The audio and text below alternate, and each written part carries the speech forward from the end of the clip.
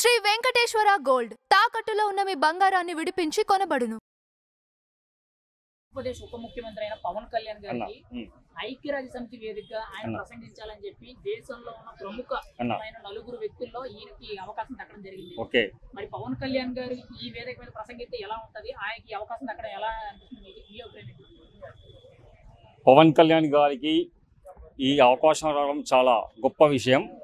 ముఖ్యంగా చెప్పాలంటే ఆయన సామాజిక సేవ చేస్తుంది కాబట్టి రాజకీయంలోకి వచ్చి కూడా తను ఏదైతే తను ప్రజల కోసం, ముఖ్యంగా పేద ప్రజల కోసం తన సొంత డబ్బు ఖర్చు బట్టి వాళ్ళకు సహాయం చేస్తుంది కాబట్టి ఇంకా చాలా తను పొలిటికల్లోకి వచ్చి మళ్ళీ ఒక 21 ఎమ్మెల్యే సీట్లు, 2 ఎంపీ సీట్లు డైరెక్ట్ గెలిచి తను సేవ చేస్తుంది కాబట్టి మళ్ళీ ప్రముఖ నటుడు కాబట్టి తనని ఐక్యరాజ్య సమితి ఆహ్వానించింది. తను మాట్లాడితే అక్కడ బాగుంటుందని నేను కోరుకుంటున్నాను. అంటే గతంలో కూడా ఆయనకి అవకాశం వచ్చింది, ఇప్పుడు మళ్ళీ రెండోసారి వచ్చింది. గతంలో రాజకీయాల్లో బిజీ ఉండడం వల్ల వెళ్ళలేదని చెప్పి ఎన్నికలు చెప్తున్నారు. మరి ఈసారి అయినా పవన్ కళ్యాణ్ గారు వెళ్తారంటారు ఆ వేదిక మీద ప్రసంగించారు? తప్పకుండా వెళ్తారన్న ఈసారి, ఎందుకంటే ఇప్పుడు ఎలక్షన్స్ అలాంటివి ఏం లేవు కాబట్టి తను డిప్యూటీ సీఎం హోదాలో ఒక సామాజిక సేవకుడిగా తప్పకుండా ఐక్యరాజ్య సమితి సమావేశంలో పాల్గొంటాడు.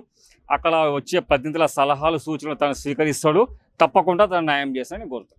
ప్రపంచ దేశాల వేదిక మీద ఐక్యరాజ్య సమితిలో 120 మంది ఉంటే అది మన దేశానికి, మన రాష్ట్రానికి సంబంధించి పవన్ కళ్యాణ్ వెళ్ళడం అనేది ఎలా అనిపిస్తుంది తెలుగువాడిగా?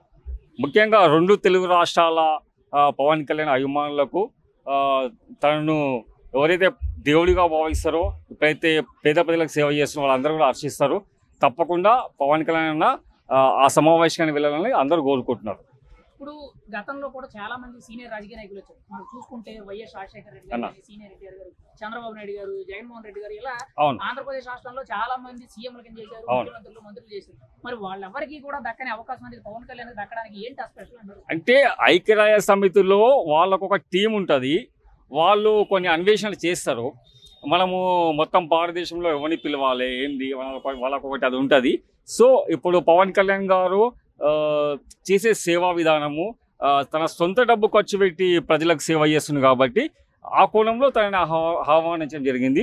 ముఖ్యంగా ఏపీ డిప్యూటీ సీఎం కాబట్టి కూడా తనని ఆహ్వానించడం జరిగింది.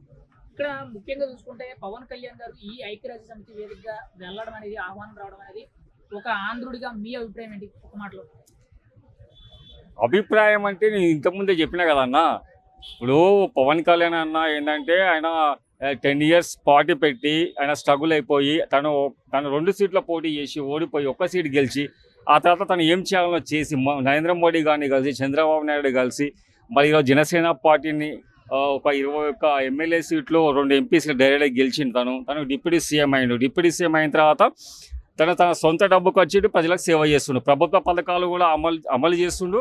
మళ్ళీ ఎట్ ఏ టైం తన సొంత డబ్బు ఖర్చు పెట్టి కూడా ప్రజలకు సేవ చేస్తుంది కాబట్టి నేను 2 తెలుగు రాష్ట్రాల అభిమానిగా నేను హర్షిస్తున్నాను.